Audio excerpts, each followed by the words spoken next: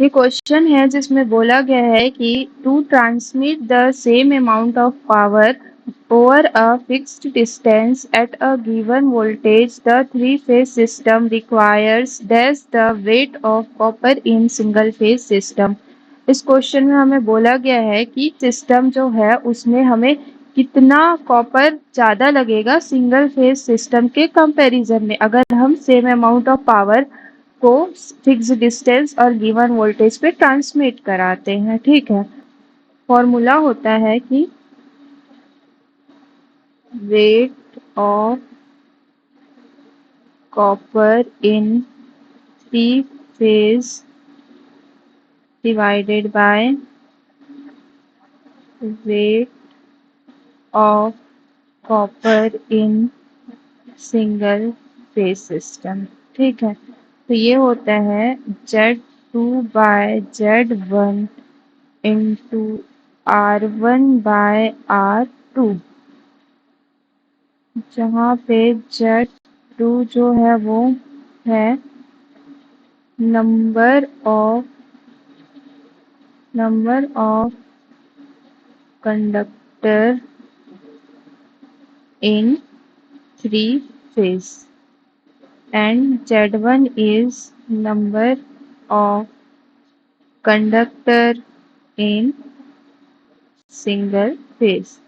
तो three phase में कितने कंडक्टर होंगे? थ्री पे थ्री कंडक्टर होते हैं। और दूसरा है सिंगल फेज। सिंगल फेज में हमारे पास दो कंडक्टर होते हैं। तो हमें Z2 Z1 की वैल्यू मिल गई। अब R1 R2 क्या है?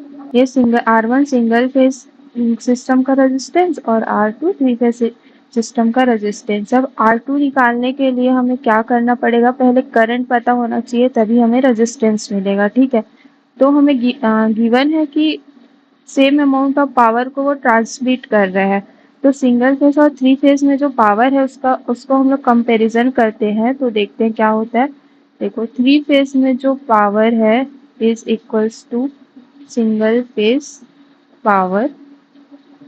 थ्री फेज में पावर को अगर देखते हैं हम लोग, तो उसको हम लोग चलो P2 ले लेते हैं, सिंगल फेज को P1 ले लेते हैं। अब P2 का फॉर्मूला पावर क्या होता है? थ्री फेज में पावर का फॉर्मूला √3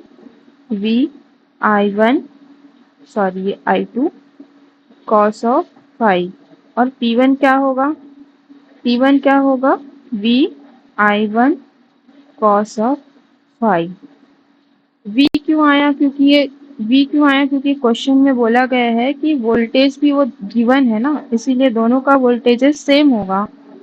ठीक है, और यहाँ से हम लोग को करंट निकालना है और ये एज्यूम किए कि दोनों का पावर फैक्टर सेम है। तो cos फाइव से cos फाइव और V से V कट गया, तो ये हमको मिला I1 is equals to √3 time of I2। ठीक है, ये हमारा है इक्वेशन नंबर 1। अब हमारे पास आता है लॉसेस। देखते हैं थ्री फेज में लॉसेस और सिंगल फेज में लॉसेस को हम लोग कंपैरिजन करते हैं। तो लॉस क्या होता है? I²R होता है, I²R, ये I2 और ये R2। सिंगल फेज में क्या होगा? I1²R1। अब थ्री फेज में नंबर ऑफ कंडक्टर्स यहाँ से देखो 3 है, तो ये 3। और सिंगल फेज में नंबर ऑफ कंडक्टर 2, तो ये हमारे पास आ जाएगा 2।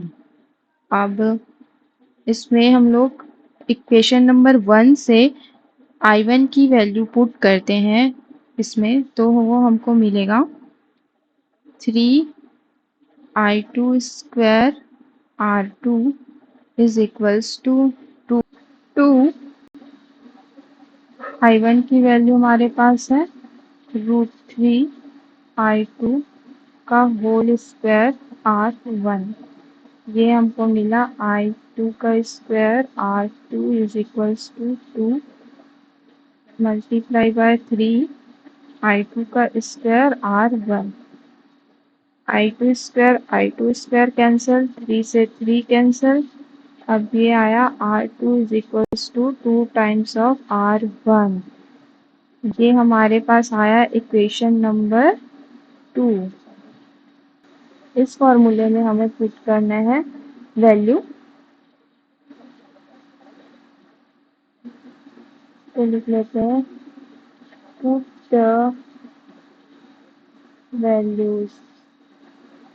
तो हमारे पास ये मिलेगा weight of copper in 3-phase divided by weight of copper in single phase is equals to Z2 की वैल्यू Z2 3 है, Z1 की वैल्यू 2 है, R1 की वैल्यू क्या है? R1 की वैल्यू हमारे पास है R1, R2 की वैल्यू है हमारे पास 2 टाइम्स ऑफ R1। अब R1 से R1 कैंसल आउट हुआ। अब यहाँ से हम बोल सकते हैं कि weight of copper in 3 phase is equals to 3/4 times of weight of copper in single phase. That means option number 2 is the correct answer. Thank you.